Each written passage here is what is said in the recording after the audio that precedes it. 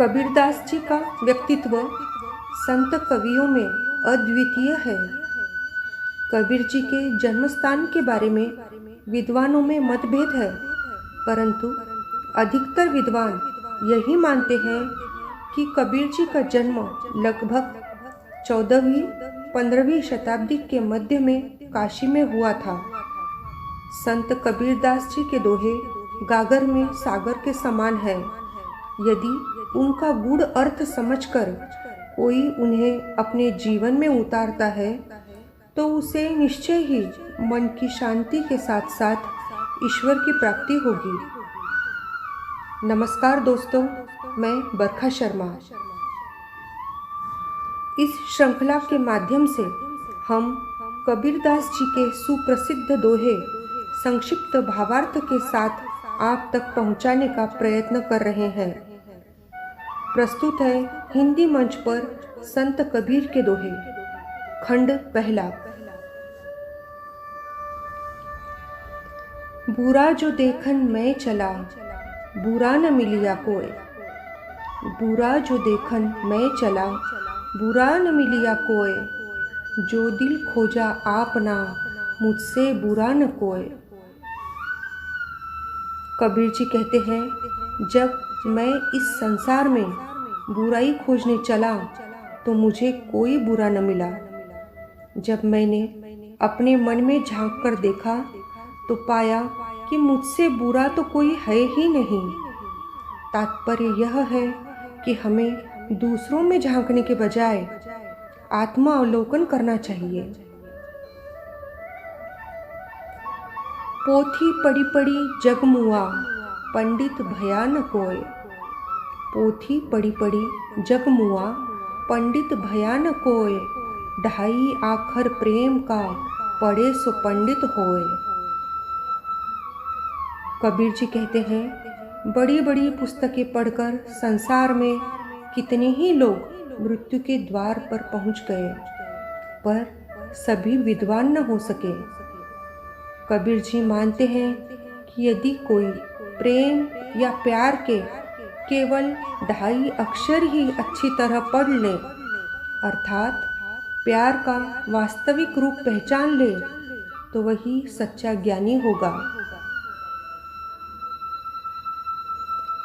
साधु ऐसा चाहिए जैसा सूप सुभाए।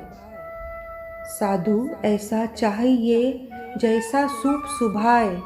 सार सार को गही रहे, थोता देई उड़ाए। इस दोहे के माध्यम से कबीर जी कहते हैं, संसार में नेक लोगों की आवश्यकता है।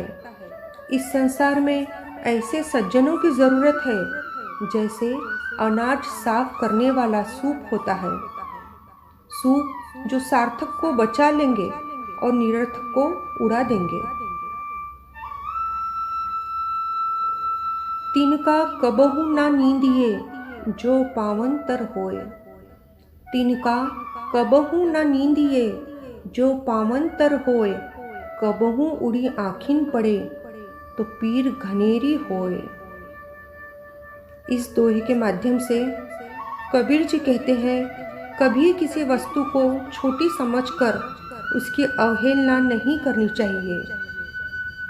उनका कहना है, एक छोटे से तिनके की भी कभी निंदा न करो जो तुम्हारे पाँव के नीचे दब जाता है। यदि कभी वह तिनका उड़कर आँख में आ गिरे तो कितनी गहरी पीड़ा देता है। धीरे धीरे रे मना, धीरे सब कुछ होए। धीरे धीरे रे मना, धीरे सब कुछ होए। माली सींचे 100 घड़ा, ऋतु आए फल होए। इस दोहे का अर्थ इस तरह है कि मन में धीरज रखने से सब कुछ होता है। कबीर जी कहते हैं, मानव स्वभाव में धैर्य की बहुत आवश्यकता है।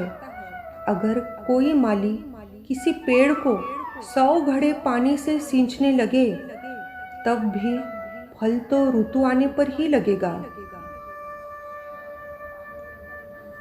माला फेरत जुग भया, फिरा न मन का फेर। माला फेरत जुग भया, फिरा न मन का फेर। कर का मन का डार दे, मन का फेर। इस दोहे का अर्थ है, कोई व्यक्ति लंबे समय तक हाथ में मोती की माला लेकर घुमाता है और उसके मन का भाव नहीं बदलता, उसके मन की हलचल शांत नहीं होती।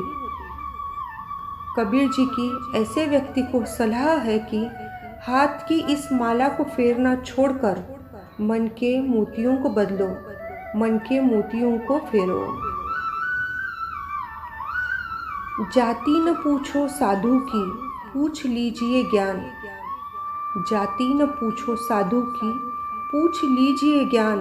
मोल करो तलवार का, पड़ा रहने दो म्यान। कबीर जी कहते हैं, सज्जन की जाति न पूछकर उसके ज्ञान को समझना चाहिए।